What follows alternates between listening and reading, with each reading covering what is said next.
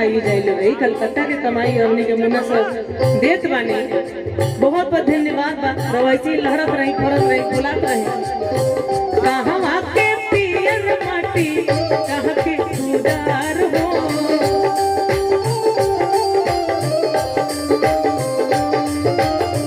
कहाँ के पियर माटी, कहाँ के उदार हो, कहवा के पाँच सुहागिन, कहवा के पाँच सुहागिन, माटी कोड़े जात हो, कहवा के पाँच सुहागिन, माटी कोड़े जात हो, कहवा के पाँच सुहागिन।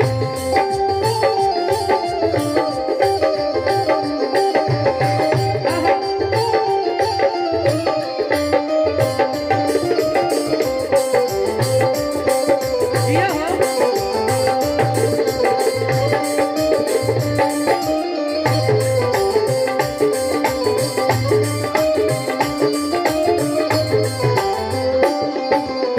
नृत्यांगना लोग को बुलाया जाए मंच पे। महफिल सुनी सुनी लग रही भाई, काहे क्या बात ना ना ना, हरिया निहाल सखिया,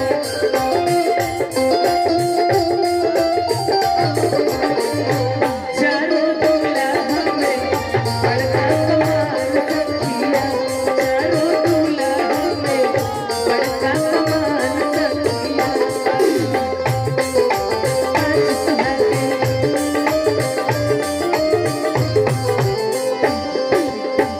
अवध के पियर माटी, अवध के उदार हो, अवध के पियर माटी, अवध के उदार हो, अवध के पाँच सुहागिन, अवध के पाँच सुहागिन, माटी कोड़े जात हो, अवध के पाँच सुहागिन, माटी कोड़े जात हो, अवध के पाँच सुहागिन। लेकिन एमी गोरी गीत गावाला आखि मई हर दी हर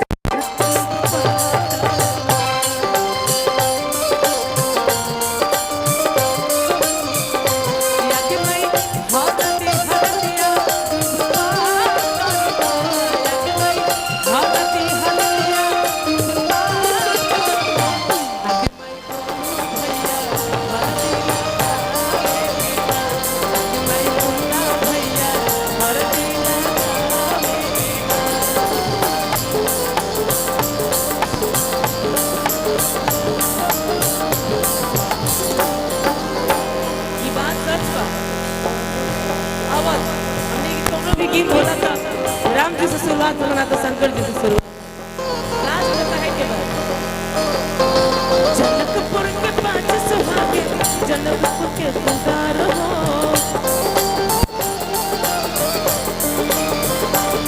जनकपुर के पियर माटी, जनकपुर के उदार हो, जनकपुर के पाँच सुहागिन, जनकपुर के पाँच सुहागिन, माटी कोड़े जात हो, जनकपुर के पाँच सुहागिन,